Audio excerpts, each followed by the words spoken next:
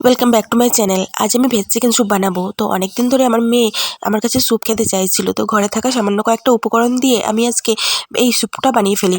তো সবার প্রথমে আমি এখানে আদা আর রসুনটাকে ভালো করে থেতো করে নিচ্ছি। আদা রসুন ভালো করে থেতো করা হয়ে গেলে এটাকে আমি মাংসের মধ্যে ভালো করে মিশিয়ে দেবো। আর সেই সাথে পরিমাণ মতো লবণ, কিছুটা পরিমাণে গোলমরিচ গুঁড়ো আর কিছুটা জিরে গুঁড়ো দিয়ে ভালো করে মাখিয়ে চাখিয়ে নিচ্ছি।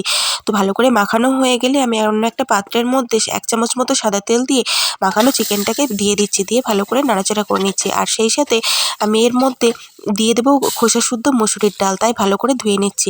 ভালো করে ধুয়ে নেওয়া হয়ে গেলে আমি এটাকে চিকেনের মধ্যে মিশিয়ে দিচ্ছি। আর সুইট কর্ন আর কিছুটা পরিমাণে পালং শাক দিয়ে দিচ্ছি। সেই সাথে একটা ভেন্ডি আর কিছুটা কয়েক টুকরো কুমড়ো আর একটা টমেটোকে কুচি করে নিয়েছিলাম, সেইটাও দিয়ে দিয়েছি। আর একটা পেঁয়াজকে কেটে পাপড়িগুলো ভালো মাঝখান থেকে কেটে নিয়েছি, দিয়ে দিয়েছি। সেই সাথে পরিমাণ মতো লবণ আর কিছুটা ধনেপাতা দিয়ে ভালো করে নাড়াচাড়া করে নিচ্ছি। আর নামানোর আগে আমি কিছুটা কর্নফ্লাওয়ার জলের মধ্যে গুলে নিয়ে সেটা দিয়ে দিচ্ছি। এতে কি হয়, স্যুপের যে গ্রেভিটা হয় সেটা হালকা একটু গাঢ় গাঢ় টাইপসের হয়ে যায়।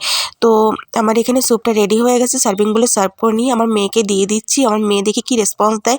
মেয়ে তো খেয়ে বলছে, মা খুব ভালো হয়েছে। তো তোমরাও এইভাবে বানিয়ে দেখতে পারো। বাচ্চা থেকে বড় সবাই আশা করি খুব পছন্দ করবে। তো আজকের ভিডিওটা এই পর্যন্তই। ফিরে আসবো আবার নতুন কোনো ভিডিও নিয়ে। যদি ভিডিওটা ভালো লেগে থাকে তাহলে একটা লাইক করে দিও। টাটা।